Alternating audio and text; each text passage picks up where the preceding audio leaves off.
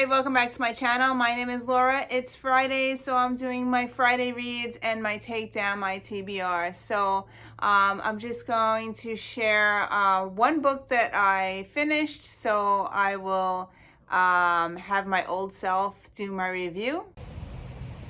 So I finished an audiobook. I belong to Scribd, and it actually gave me a prompt to listen to this book, and I really enjoyed it. The book that I listened to was The Art of Stopping. It really helped me with my mindset and my breathe. My word for the year is breathe.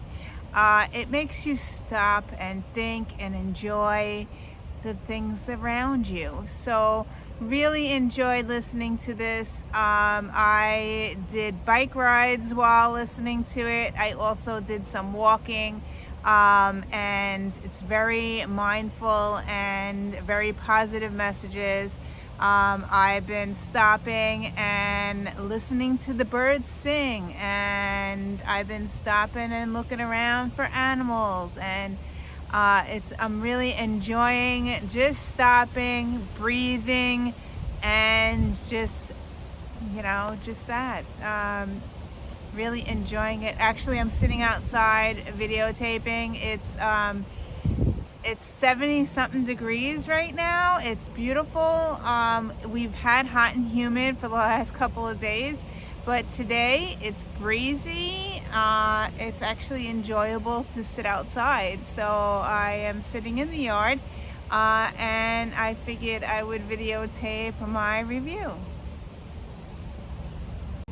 Okay, so I'm giving this book 4 stars. I dropped it down a star because it was very short. It was maybe 5-6 hours. I don't think it was very long at all. Like, I finished it and I was like, oh, I need more. But I really enjoyed the message that he gave us in the book. And yeah, I'm giving it 4 stars. Okay, I'm back. So what am I currently reading? I am focusing on one book, actually, because I've been adding more art to my daily routine. So I've been doing ICAD, which is an index card a day. And I've also been doodling in a sketchbook a day. So I added that to my daily routine. Plus, I've been quilting again, so I've been doing some sewing. I haven't done any hand stitching. Yeah, I have to get back to that because I really like the hand stitching, because the hand stitching really relaxes me. So anyway, back to what I'm reading. I'm currently reading Horror Store, and I am reading this with, I think, 3 or 4 people. And we are reading in very slowly, which is really nice because I'm able to keep up. Last week we read 5 chapters. This week we're reading 4 chapters. I read 2 chapters already, so I have 2 more chapters to read by Sunday, which is today's Friday, so I should be able to do it. I've been reading this on the treadmill, yes. So also on my bike, I've been on my stationary bike, not when I'm outside. On my stationary bike, I've been reading this book. It's not scary at all. I was hoping that it would be more scary about ghosts or whatever. I read 113 pages and I'm not scared at all. So yeah, that's like halfway. I'm still reading it. It's okay. It's not my favorite book of the world. So I'm going to continue reading this with the group. So it's nice because you could read the chapters and then comment to the group and say, oh, this ain't scary at all, you know? So that's that. As far as my art goes, I did join a art class that starts this Saturday, actually. It is a pen dip, sketch journal type thing.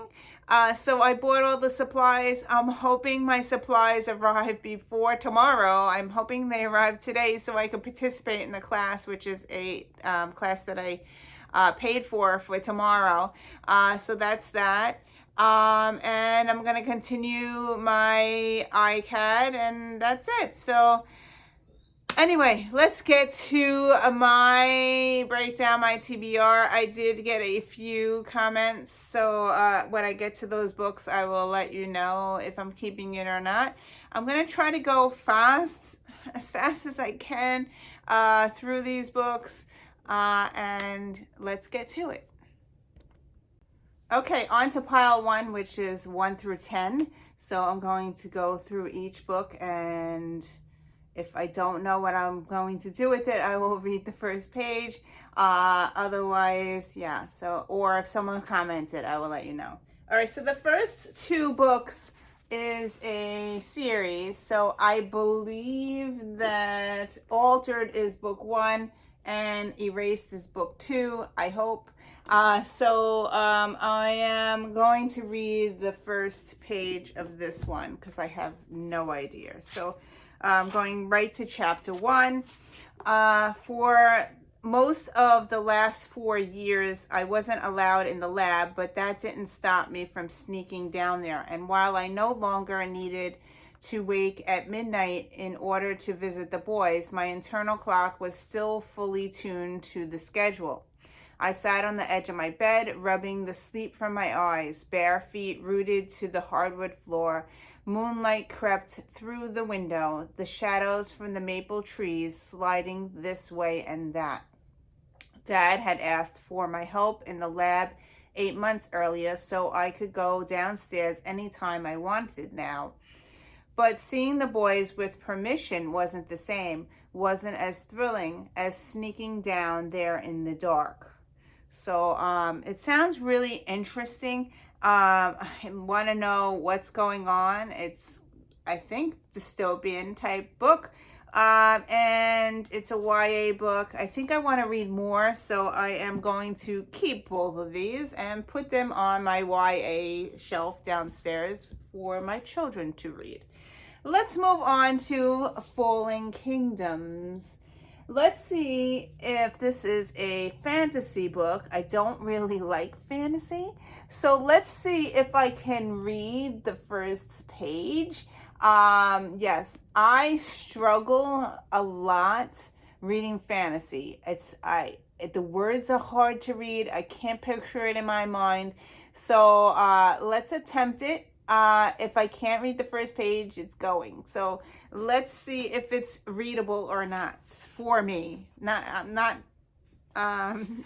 saying it to anybody else, but just for me. Can I get through the page 1? So I'm going to skip the prologue and go right to chapter 1 if I can find it. The prologue is super long. Hold on. Okay, chapter 1. First of all, the name of the character I can't pronounce. So that is, I'm going to spell it. It's Paelsia.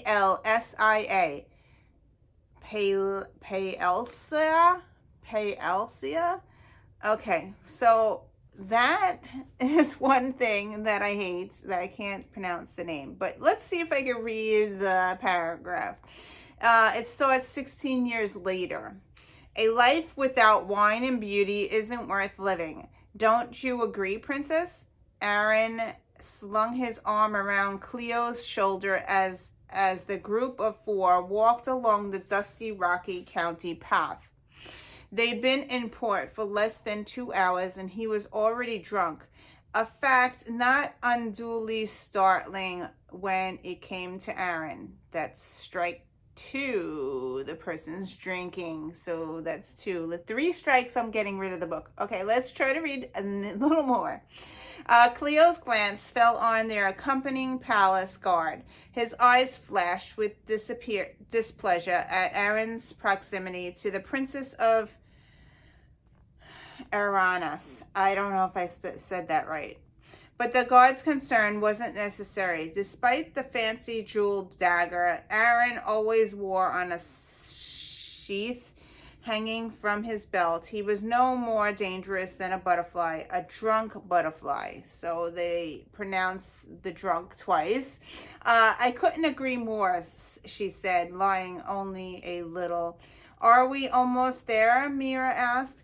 The beautiful girl with long dark reddish hair and smooth flawless skin was both Cleo's friend and her older sister lady in waiting. When Amelia decided to stay home due to a sudden headache, she insisted that Myra accompany Cleo on this trip. Okay, the reason why I stopped when I said Myra, it's because it's so close to my dog's name that we are calling her Mila, and this is Myra. So anyway, I stopped there. Accompany Cleo on this trip. Once the ship arrived in the harbor, a dozen of their friends chose to remain comfortably on board with Cleo, and Myra joined Aaron on his journey to a nearby village to find the perfect bottle of wine. The palace wine cellars were stocked with thousands of bottles of wine from both Aranas and Palesia.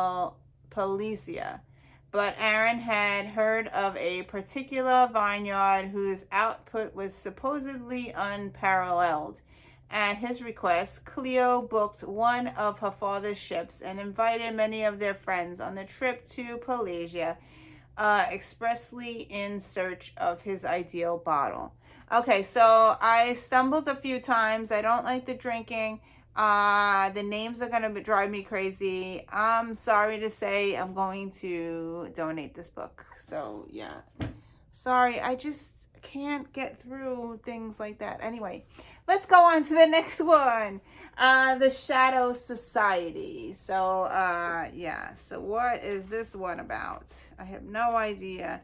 Prologue, chapter 1. Love the short chapters. That's a major plus in my book. Anyway, let's start with chapter 1, paragraph 1.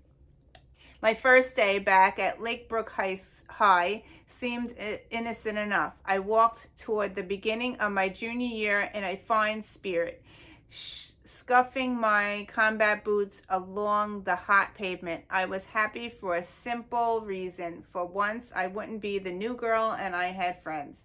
Sometimes being able to scrape a hard red chair up to the lunch table with a handful of people who accepted me was all I wanted. It was my second year at the same school. It was a personal record. Okay, I'm going to keep it. It takes place junior high. My children are juniors. I know they're probably going to grow out of the junior year, but it's a YA book. I'm going to keep it. So, yeah. This next book, Elizabeth said to keep, so I am not going to attempt to read it. It's One Moment, One Morning. Love the cover, so I am keeping that one. Actually, I'm going to make two piles, one for YA and one for regular. Okay, so let's start this one. Don't Kill the Messenger. So let's try to read this one. Let's go right to chapter 1. Chapter 1, here we go. Ready? I stood in the early morning sunshine outside Sacramento City Hospital, where I work my second job as a night filing clerk every Sunday through Thursday night of the whole blessed year, including holidays, because I get paid double for those. I stretched my arms, breathed in deep through my nose, and then nearly coughed my lungs out my mouth as the fumes from the ambulance bay mixed with the scent of freshly poured blacktop and damn near choked me. Gotta watch that breathing thing, a voice said behind me. It'll kill you. All right, so I am going to keep it, even though it was very wordy. I don't really like wordy books, but she is talking about breathing, and my word for the year is breath. So breathe. So I am going to keep it and read a little bit more. So I don't think it's a YA book. I'm going to put it in my adult books. Let's go to the next one, which is The Other Typist. So let's try this one. Chapter 1. Okay. They said the typewriter would unsex us. One look at the device itself, and you might understand how they, the self-appointed keepers of female virtue and mortality, that is, might have reached such a conclusion. Your average typewriter, be it Underwood, Royal, Remington, or Corona, is a stern thing, full of gravity, its boxy angles coming straight to the point, with no trace of curvaceous tomfoolery or female whimsy. And to that, the sheer violence of its iron arms twanking away at the page with unforgiving force. Unforgiving. Yes, unforgiving is not the typewriter's duty. Do I keep it or not? I did stumble quite a bit, as you heard. I think I'm going to keep it and try to read a little bit more. Unforgiving, I have that problem. I need to forgive things and let things go. So maybe this would help with that. I don't know. I'm going to keep it and try to read a little bit more one day and see. The next book, here we go, is Vicious Circle. And let's try to read this one. Chapter 1. 6:30 a.m., a ruggedly handsome man, Arthur, yes, Arthur, held me in his strong arms, gazing into my eyes with sensitivity and understanding and desire, and he was about to kiss me, and the sound of the garage door opening ruined my perfectly romantic dream. Blissful, slumber broken, I shot out of bed, ready to defend my home. So that sounds funny and just inviting to read more. I'm going to keep it and see if I could read more of that one. Let's try this one, which is The Edge of Always. And we'll try to read The Edge of Always. Is this book 2? Because it says The Edge of Never. This is one of the best books that I ever read. Okay, I believe that this is book 2, because The Edge of Never, I believe I have The Edge of Never. Did I pick it out? I don't know. I thought I had that because they show the cover there. So anyway, this is The Edge of Always. I believe that this is book 2. I'm going to keep it because the very front page, I'm not going to read it because I do need to find the other book. 5 stars plus, it says in the front. This is one of the best books that I have ever read.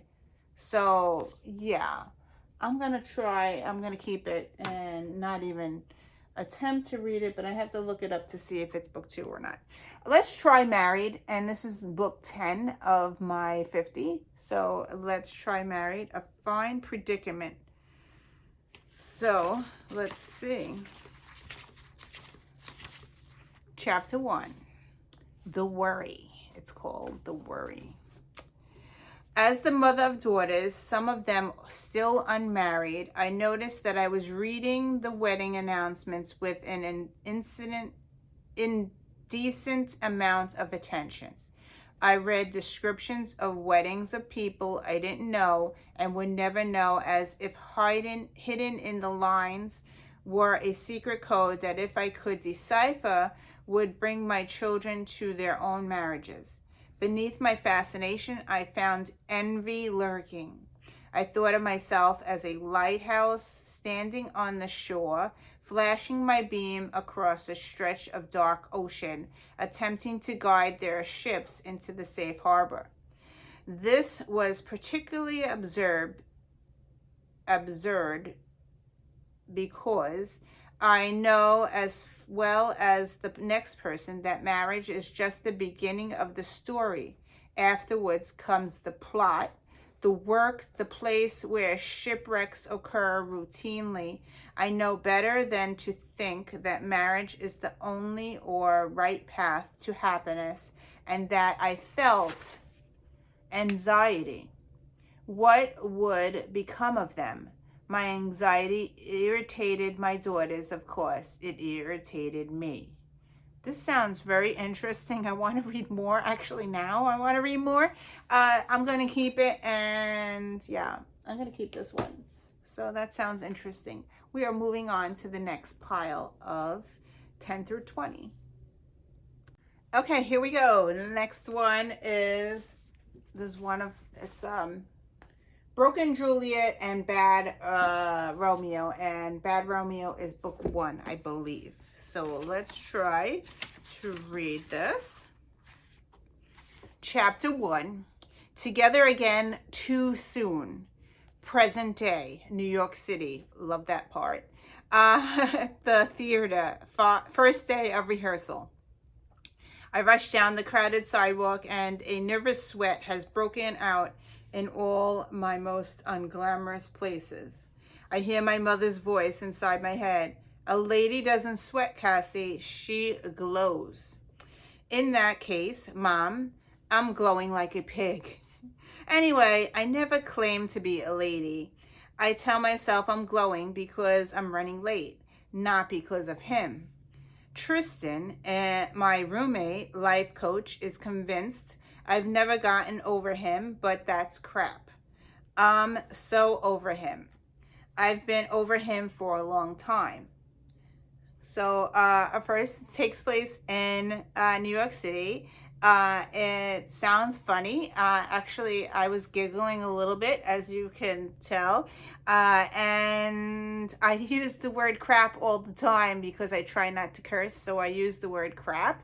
And yeah, so I am going to keep it because it sounded pretty interesting and funny. So that's that pile. All right, let's go on to All the Rage. So yeah, so let's try that one. It's gonna be hard to get rid of books. I'm having a really hard time. Okay, the first part of the book is called Now, and it's actually now. See, and the first page, it says, "The boy is beautiful. She wants him to look at her. Look at me. Look at me. Look at me." Look at her. She's young. She's vital. She's a star in the sky. She's agonized over this night, agonized over every second of getting ready. Like the perfect combination of clothes and makeup will unlock the secrets of the universe. Sometimes it feels like that much is at stake. She has never been hungrier in her life. You look perfect, her best friend Penny says, and that's all she needs to hear to feel worthy of the 6-letter name she's tattooed on her heart. Penny would know about perfect. Penny's got the kind of face and body that stops traffic, turns heads, leaves people open-mouthed in awe.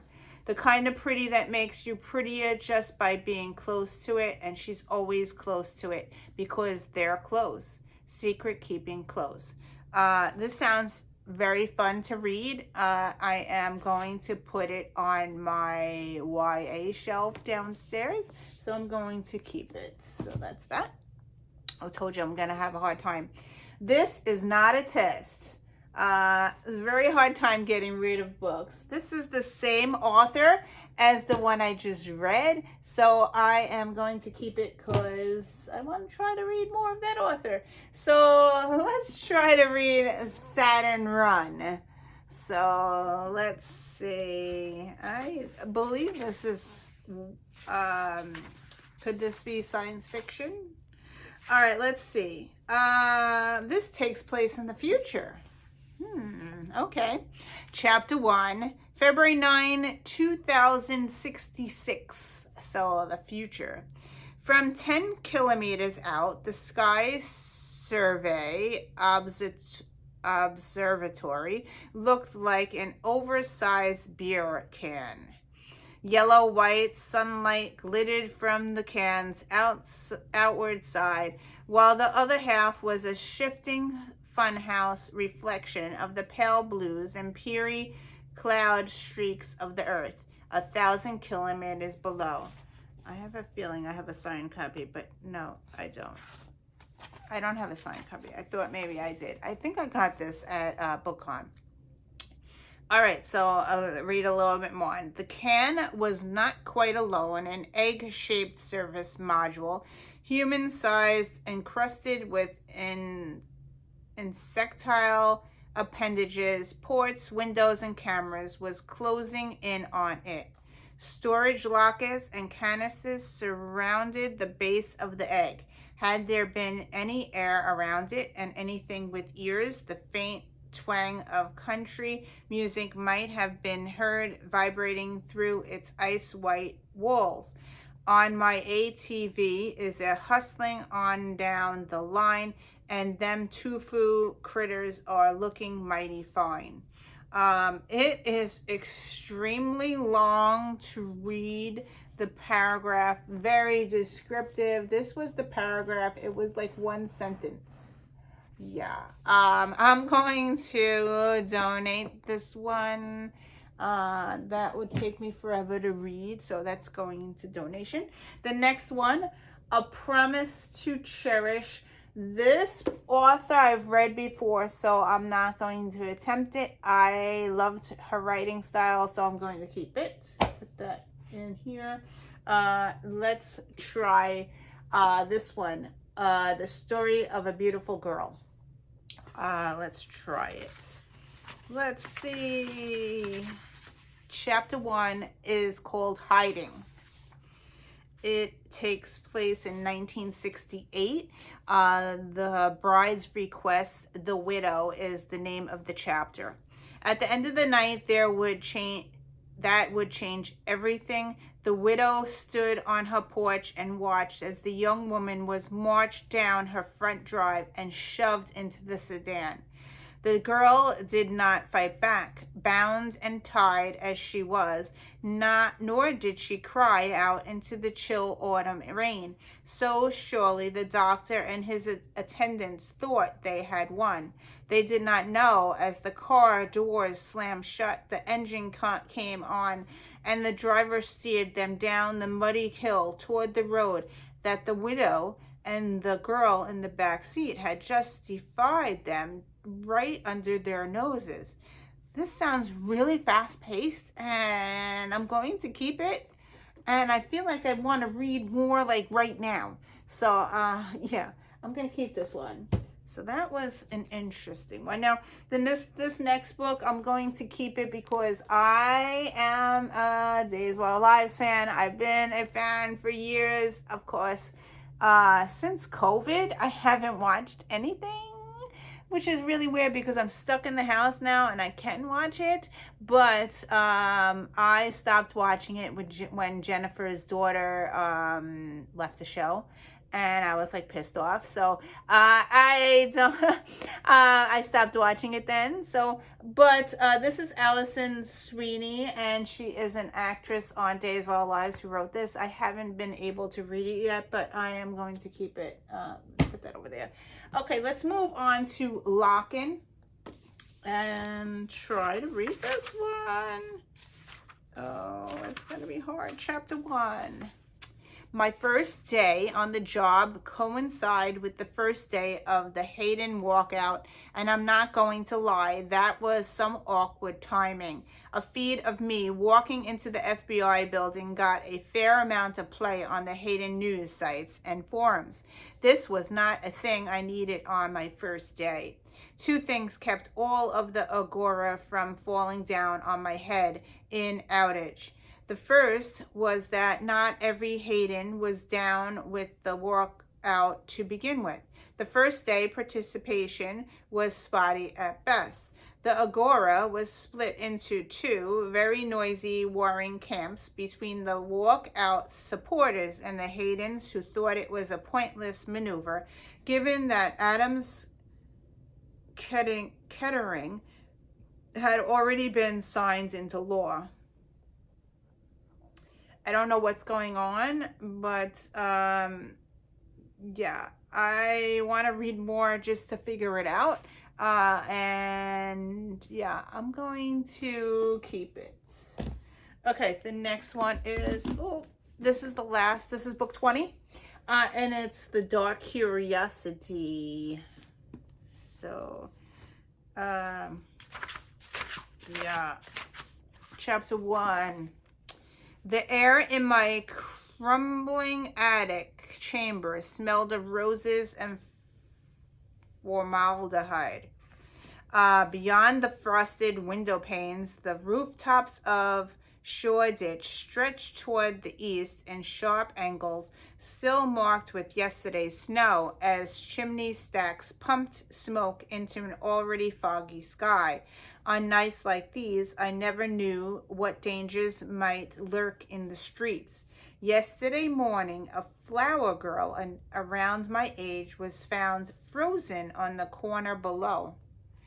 I hadn't known her aside from glimpses in the street. One girl on her own nodding to another, but now her dark, pretty eyes would never again meet mine in the lamplight. Yeah, I'm going to keep this one. So yeah, and that is a YA book that's going downstairs. We are moving on to 21 through 30. I'm going to take a break. I'll be right back. Okay, the next two books I believe are a series, and it's Callie and Caden is book 1, and then I think Breaking Nova is book 2, but I'm not positive, but it's by the same author. But I'm going to try to read Callie and Caden. So let's try to read this. Okay, skipping the prologue. Let's go right to the prologue. Is huge. Oh boy. Okay, chapter 1. Okay. It says, wear a shirt with color, 4 months later. So I guess I had to read the prologue. But anyway, it starts with Callie talking, and here we go. I often wonder what drives people to do things, whether it's put into their minds at birth, or if it is learned as they grow. Maybe it's even forced upon them by circumstances that are out of their hands. Does anyone have control over their lives, or are we all hopeless? God, it's like Spazville around here today, Seth comments, scrunching his nose at the arriving freshmen swarming the campus yard. Then he waves his hand in front of my face. Are you spacing off on me again? I blink away from my thoughts. Now, don't be arrogant. I nudge his shoulder with mine playfully. Just because we both decided to do summer semester and we know where everything is doesn't make us better than them. So I want to read a little bit more. I believe that this is a college book. This is a romance book. I think it's new adult. So yeah, I think I'm probably going to like it. I'm going to keep it and put it in my shelf here. Let's go on to the next one. Is What Waits in the Woods. What Waits in the Woods.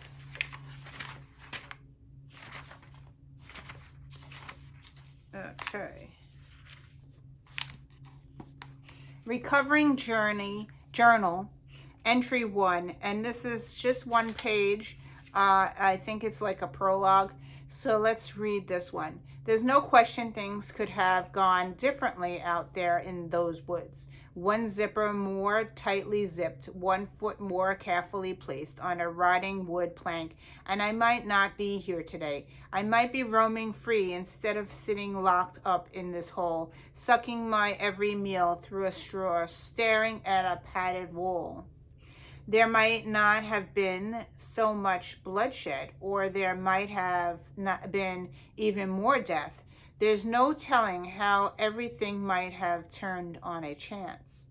What could never have been different was the why. That is the only non-variable, and yet that is Dr. Pia Bryan's favorite ask every single time he walks into my tiny square cell. Have you thought about why? Any more insights as to why? I can't help you unless you tell me why. Well, here's the thing, Doc. If you're so entirely brain dead that you can't figure it out for yourself, then I can't help you. Because the why is obvious. You potato-headed, afrin-snorting idiot. The why is all there is. What I can tell you is this. They deserve to die. Every last one of them. And if you can't see that, well, then no one can help you. This sounds interesting. It's about death and why, and it's a YA book. It's going on my shelf. I really want to read more. I wish I had more time to read more. And I am going to keep this one. So yeah, that sounds, and it's short. Love that it's short. Okay, moving on to the next one. The Born Wicked.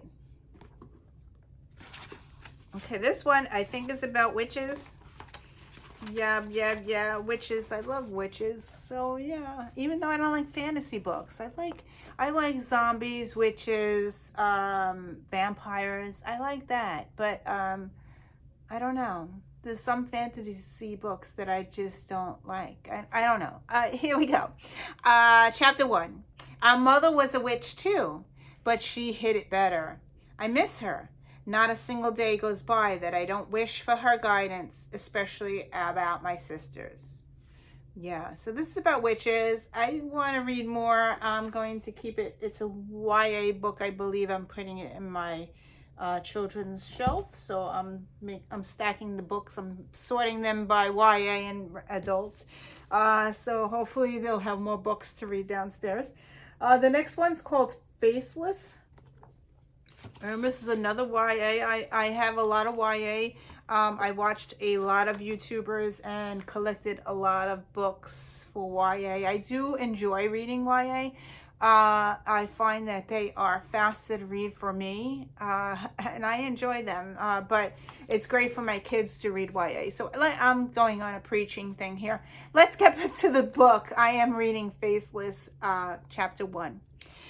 Step, breath. Step, breathe, step, breathe. My best friend Serena doesn't understand why I run. She said once that all the different forms of working out, she thought running seemed like the absolute worst. The most punishing, of course, Serena does yoga. Step, breathe, step, breathe. I'm going to keep this because my one little word is called breathe. And I'm trying to run. Actually, I'm trying to work out every day. I'm trying to walk, run, but my body doesn't want to do it. I'm having a lot of issues with that, but I'm going to put this on the YA shelf. So that's that. Let's move on to the next book, which is called Shift. This is the sequel to Shade. Do I own Shade? I think I'm going to put it on my donation pile because I don't know if I own Shade. It might be downstairs. So I'm going to put this in my, I don't know, possible pile to see if I own book 2. So let's put that there. I mean, see if I own book 1. Sorry about that. Book 1 is called Shade and book 2 is called Shift. Yeah, that's confusing. But this is book 2 of a series, and I have read, this is so strange, The Bronze Horseman. I downloaded it on my Kindle, and this is the story of my Kindle. I don't like reading on my Kindle. I don't know what it is, but I'm trying my hardest to get into reading on the Kindle. I think I just don't want to be on the computer so much.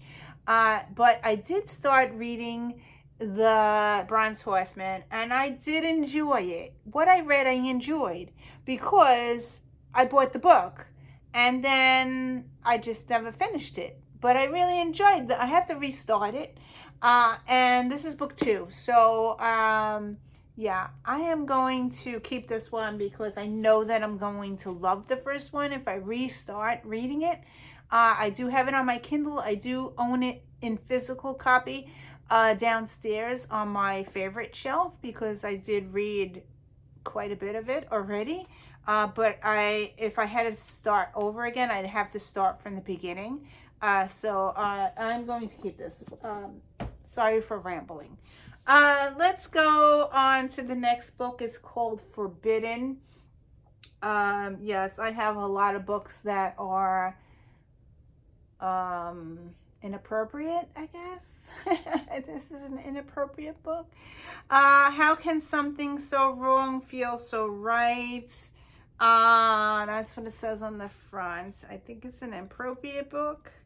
Let's see if I could even read the first chapter, and we'll see. I don't know. Okay, chapter 1. It's called Lochan, and the person's name, Lochan. This is another thing about me. I don't like reading if the person's name I can't pronounce. So that drives me nuts, especially if they use a strange name. Anyway, let's go on to the book. I gaze at the small, crisp, burned out black husks scattered across the chipped white paint of the windowsills. It is hard to believe that they were ever alive. I wonder what it would be like to be shut up in this airless glass box, slowly baked for 2 long months by the relentless sun, able to see the outdoors, the wind shaking the green trees right there in front of you, hurling yourself again and again at the invisible wall that seals you off from everything that is real and alive and necessary until eventually you succumb, scorched, exhausted, overwhelmed by the impossibility of the task. At what point does a fly give up trying to escape through the closed window? Do its survival instincts keep it going until it is physically capable of no more? Or does it eventually learn after one crash too many that there is no way out? At what point do you decide that enough is enough? Yeah, I want to read more. Yeah, I know this is a book that is problematic, but I did read that and I want to learn more. It sounds like she is trapped or he is trapped. And yeah, I am going to keep it, even though it is a problematic book. The next book is Child 44. Elizabeth said to keep it. I believe that I watched it on Netflix, I think. And yeah, but I'm going to keep it because I did enjoy the TV show, but I heard that the book is different than the TV show. So I'm going to keep this one. And the last one is in this pile is called Island Girl, and I'm going to try to attempt to read this one. I'm not doing so well on the getting rid of, but oh well, these are my books and we'll see what we can do here. Okay, the first chapter is called Ruby. If I were a teenager, this would be a coming of age story, but having celebrating my 55th birthday yesterday, complete with champagne cake and some candles than anyone wants to see in one place, I suppose this is more a coming of age story, the tale of a woman well aware that the best is no longer yet to come. Okay, I want to read more. This is within my time frame because she's 55, 55th, 55th. So anyway, I'm 51. So I think I will enjoy reading this one because she is the same age, like same age frame. Yeah, I'm gonna keep it and try to read more. We are moving on to books 40. Okay, whoa, I have a lot here. Okay, so here we go.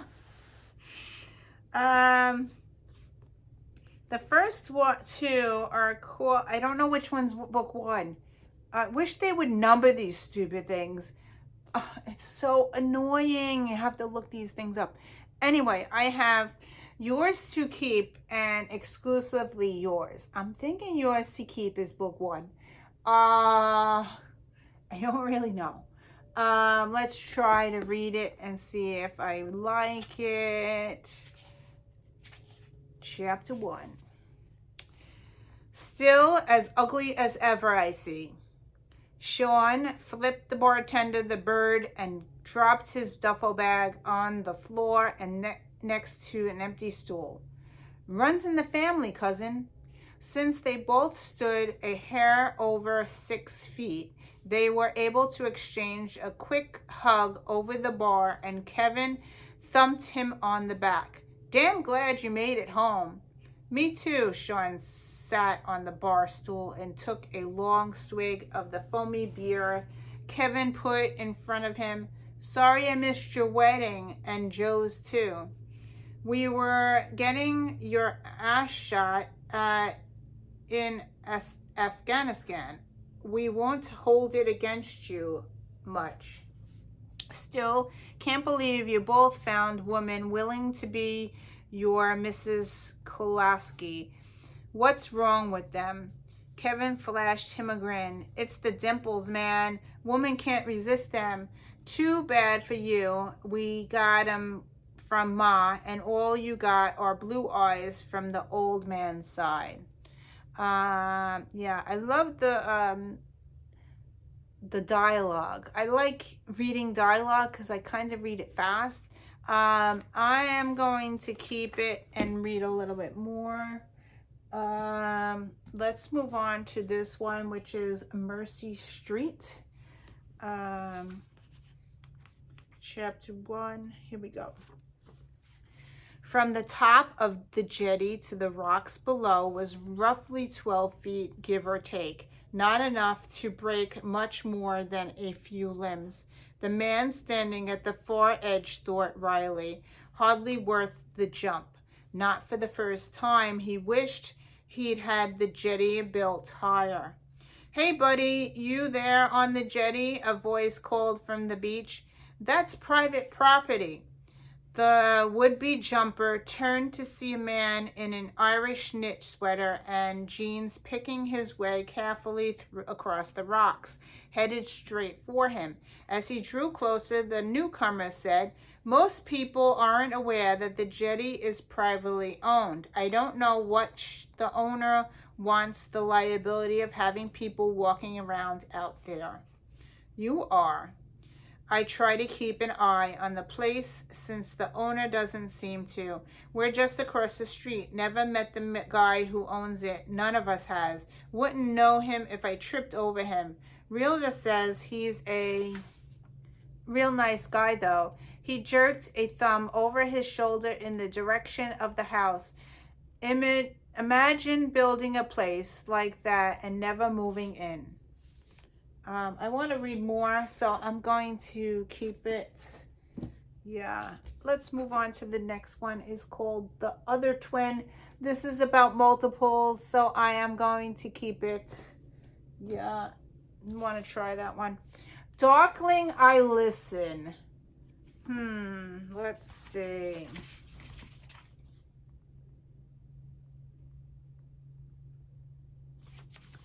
Chapter 1. I see a curse already, and I'm going to stumble while I'm reading this.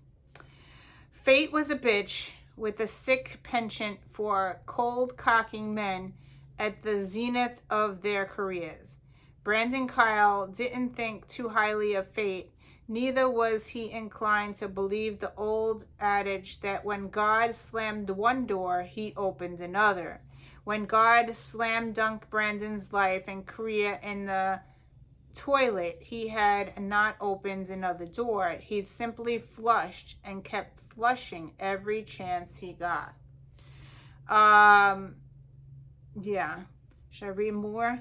Okay, so this is so hard. I'm like, it's cursing. I want to get rid of the book. Then I read about opening the door and God and all that. Then it brings me back. This is how I read a book too, because it's like, okay, it's a 5 star, it's a 4 star, it's a 5 star, it's 4 star. How do you read? Like, I'm constantly doing that with my reading. Like, I like something, I don't like something. I like something, I don't. So I keep it. Oh, I want to read more, I think. I'm gonna keep it and try to read more, but yeah. Let's keep it. Okay. This is my struggle. Yeah. Okay, here we go. Creeping. So let's see. Okay, chapter 1. Here we go. I'm the lucky one, or at least that's what they say. I'm here to squint up at Independence Day fireworks under an orange-hued moon, to fidget in the violet organza of my junior prom dress, to toast under the Midwestern sun while sipping peach fizzies lakeside. But sometimes the luck is harder to see. I'm going to keep it. It's about juniors. I gotta really tell my children, okay, these are junior books. Read them now because you're in junior year. Yeah, because anyway, I'm going to keep it, and it looks creepy, and I'm hoping that it's a creepy book. And I'm going to put it in the YA shelf. So that's that. Okay, so the next book I have here is book 2. And I believe I have book 1 downstairs. So I'm going to put this in the YA section downstairs. And let's go on to The Liberator. And see if I like this one or not. Okay. I ain't no angel. Real men don't cross their legs. In an emergency situation, like if you need to adjust your junk, a dude can place ankle to knee, but that's it. There shouldn't be any danglage. I shouldn't see one leg lying limply over the other, and I definitely shouldn't see you bounce your dangling foot. The guy in front of me is breaking this man rule and about a dozen others. He's wearing black framed glasses, I'm sure he doesn't need, and a Burberry scarf that's as phony as he is. Even worse, he's sipping champagne from a friggin' crystal flute. And he's talking to my girl Charlie and making her laugh. Music from the party throbs and echoes off the basement walls. I'm not sure how I got here, and I'm certain I don't know how Charlie ended up on the other side of the room with the guy in touch with his emotions. Raising a bottle to my lips, I watch as the guy uncrosses his long legs and recrosses them. His tampon must be killing him. I don't know. Okay, so there's cursing, there's drinking. I want to read more though. It sounds funny. Like I don't know. I think I want to keep it. And the front says bad boy meet bad girl. So yeah, I want to read more. I'm going to put it in the YA section. I believe it's YA. Let's go to 2 Days Gone. I do have a bookmark here. Why is that? Did I start reading it? Probably not. I don't know. Lots of bookmarks. I found another bookmark. Chapter 1. The chapter 1's called Desire. And here we go. The waters of Lake Wilhelm are dark and chilled. In some places, the lake is deep enough to swallow a house. In others, a body could lie just beneath the surface, tangled in the morass of weeds and water plants and remain unseen. Just another shadowy form, a captive feast for the catfish and crappie and the monster bass that will nibble away at it until the bones fall asunder and bury themselves on the silky floor. Do I keep this or what? I don't know. I am going to donate it. It just seems very wordy to me, and I'm going to donate that one. Okay, so The Nest is a very popular book. It is a it got mixed reviews, so don't know if I'm gonna like it or not, but Elizabeth said to keep it, so I will try for myself to see if I am going to like it or not. So I'm gonna keep it and put that over here, and we are moving on to the last pile. So here we go. Black Fridays. So let's see what this one's about. And if I can find chapter 1. Okay. The woman screamed for the first 3 seconds. 3 seconds took her down only 14 stories. She still had 24 to go. She fainted. Her arms and legs stopped flailing. Her body went limp. The few pedestrians on Maiden Lane, forced by circumstances to brave the breaking mid-afternoon sidewalk on the hottest first day of summer in New York City history, all froze at the sound like grown-up children playing a game of statues. So this takes place in New York City. It looks like a woman jumped or was pushed off her building. Yeah, that seems very fast-paced, and I don't know. I'm going to keep it and read more. Yeah. Okay, so let's do Learning Not to Drown.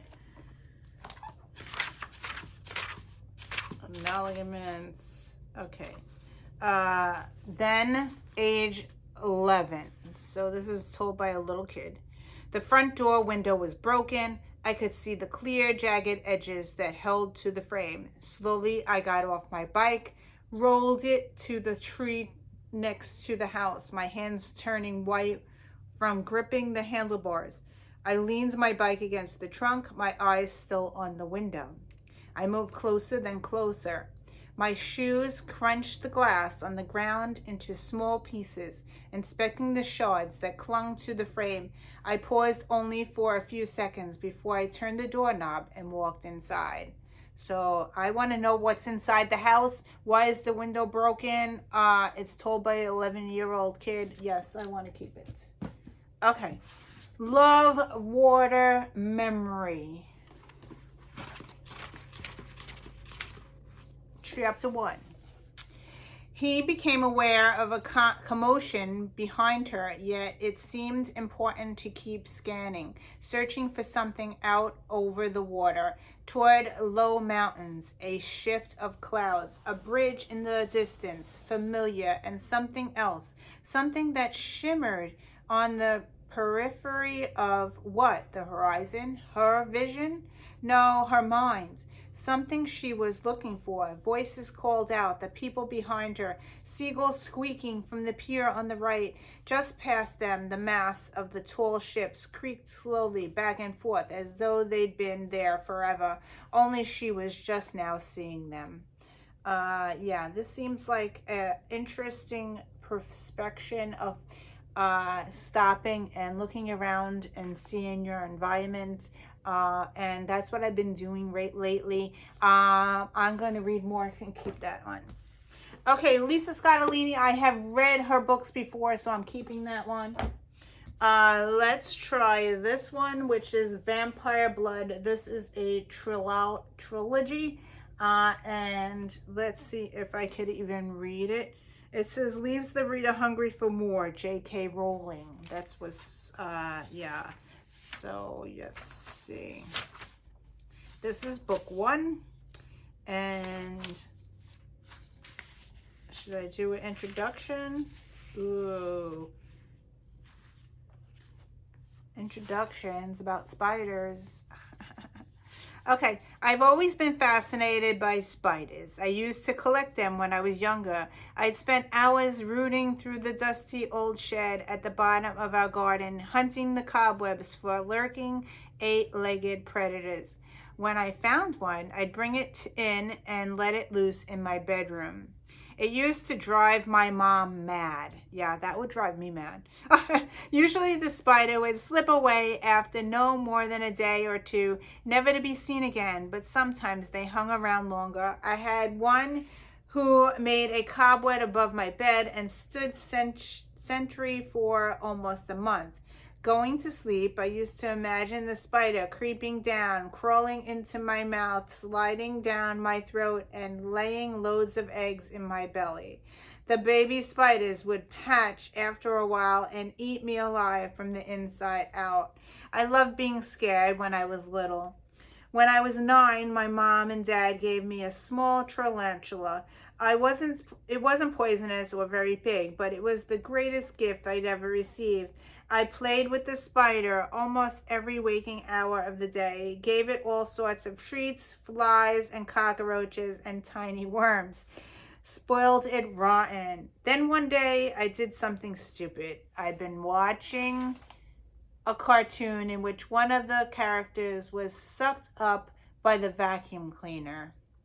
No harm came to him. He squeezed out of the bag, dusty and dirty and mad as hell. It was very funny. So funny I tried it myself with the tarantula. Needless to say, things didn't happen quite like they did in the cartoon. The spider was ripped to pieces. I cried a lot, but it was too late for tears. My pet was dead. It was my fault, and there was nothing I could do about it. Yeah, I don't like bugs, but I do like creepy books, and I do like, yeah. I'm gonna read more. I'm gonna keep it. Yeah, this seems like a fun read. I don't know if it is YA or not, but let's put it over there. Okay, this is 17 and Gone. I believe that this is about a 17-year-old girl that gets kidnapped, but I'm guessing just by the title. It says missing something on the top. So, yeah, did she get kidnapped? Yeah. Girls go missing every day. They slip out bedroom windows and into strange cars. They leave goodbye notes or they don't get a chance to tell anyone. They cross borders. They hitch rides, squeezing themselves into overcrowded back seats, sitting on willing laps. They curl up and crouch down, or they shove their bodies out of sunroofs and give off victory shouts. Girls make plans to go, but they also vanish without meaning to, and sometimes people confuse one for the other. Some girls go kicking and screaming and clawing out the eyes of whoever won't let them stay. And then there are the girls who never reach where they're going, who disappear. Their ends are endless, their stories unknown. These girls are lost, and I'm the only one who's seen them. Yeah. I'm going to read more. It sounds thrilling. And yeah, I'm going to keep it. So that's that one. Things worth remembering. I love memory books, so I think that this is about memory loss, but I am not sure. Let's go to chapter 1. It starts on a Monday, and here we go. The first person is called Kendi.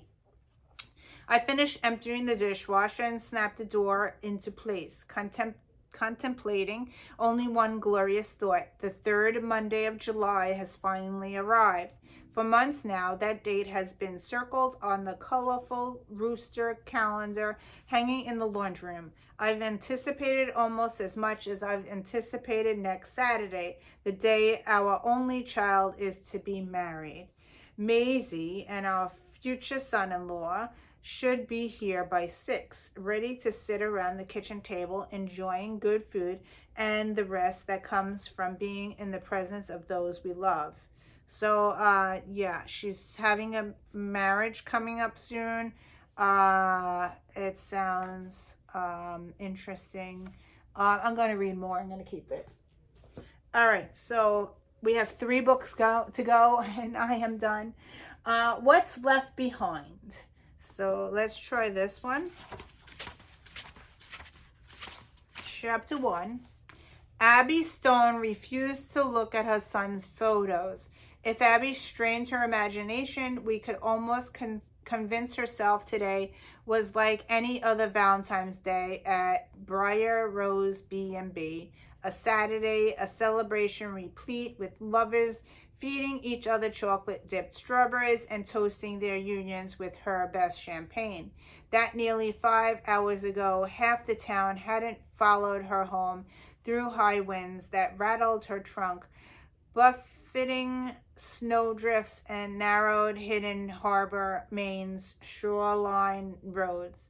That Monday morning, she hadn't wrapped a blanket around herself to bandage the shaking, while she typed apology emails and issued rain checks for her 6 guest rooms.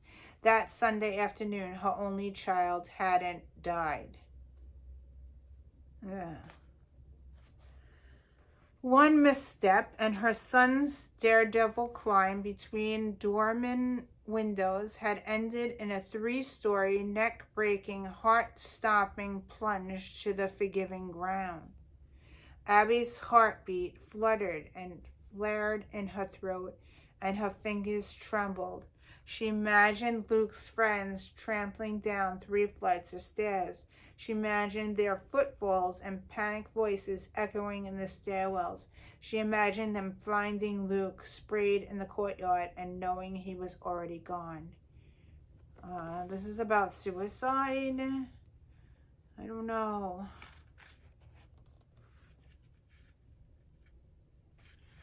Should I read more? It's depressing though. I don't know. Does she have a happy life afterwards? Should I read the back? I'm going to read the back a little bit. When the person you've built your whole life around is gone, what do? It's not the first time Abby has forced the question. At 18, she envisioned a future with her childhood sweetheart Charlie, only to have him go off to school and leave a pregnant Abby behind. But that pales beside a second loss when her 18-year-old son Luke falls to his death from his 3rd-floor dorm. Abby thrown herself into running her thriving B&B on the coast of Maine. With the help of Rob, a local landscape architect, she plans a backyard party, a place to find peace and solace. Even as Charlie begins hanging around again, looking for a chance to do right by her, Abby resolves to look forward, not back. And when Luke's girlfriend arrives on Abby's doorstep, pregnant, as alone as Abby once was, bringing with her the unexpected gift of a new beginning, one that celebrates the past. Rich in emotion and insight, this beautifully written novel explores the death of a mother's bond, resilience after unimaginable loss, and the way love's memory can fill the gaps in a shattered heart. This is going to be heartbreaking. I believe that this book is going to make me cry. It's actually making me tear here. I'm going to keep it because it's going to be an emotional read, though. I'm going to keep it and read more one day. This is the next one, Scrap City. I believe that this is a middle grade book. You can tell by this front. Let's find chapter 1. Chapter 1. Jeremy was exploring the back junkyard when something curious caught his eye. Off in the distance, past the stacks of tires and dilapidated automobiles and ancient water heaters and bales of wire, crows. First there were 2, and then 4, then 8. Of course, crows weren't out of the ordinary in Shawnee Flats, but soon there were a dozen of them.